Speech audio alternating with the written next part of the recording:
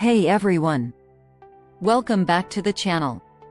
Rocket today, we have some huge updates about Canada that you won't want to miss.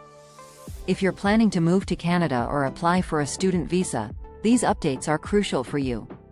So, let's dive right in.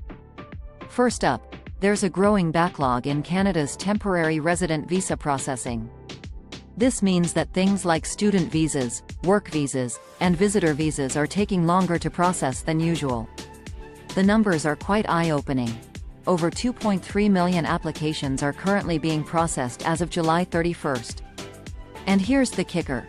The IRCC, Immigration, Refugees, and Citizenship Canada, is taking way more time than their usual service standard.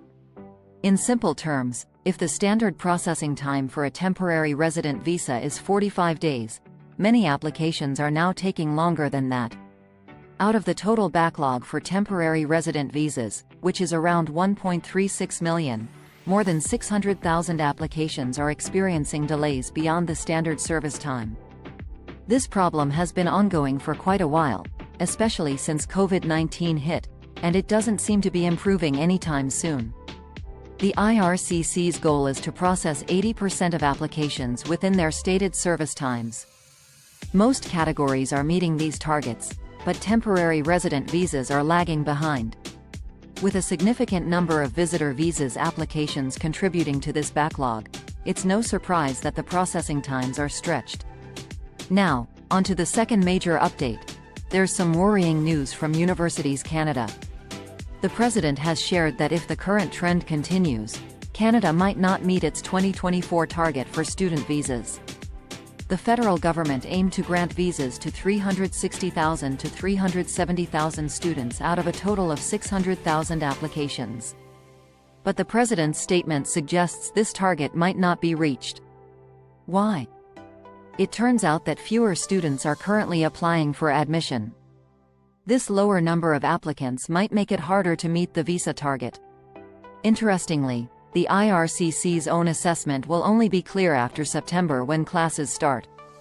This will give a better picture of how many students have actually enrolled in Canadian institutions. Moreover, sudden policy changes have added to the confusion, leaving students unsure about their future in Canada. The President of Universities Canada has pointed out that these abrupt changes have made students hesitant to apply. However, there is a glimmer of hope. According to recent data, over 244,000 study permits have already been issued in the first half of the year. This is actually higher than the previous year's numbers, which is surprising given the current situation. It's worth noting that many of these permits were issued for applications made last year, for May or September intakes. So, the real impact of this year's applications will be clearer after September. To sum it all up, if the backlog continues to grow, processing times for visas might get even longer. And if the target for student visas isn't met, there could be a higher success rate for those applying. These updates are essential for anyone planning to move to Canada or apply for a student visa.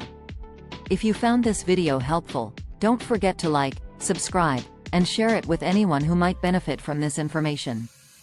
If you have any questions or need further clarification, drop them in the comments below. I'm here to help. Thanks so much for watching, and I'll see you in the next video.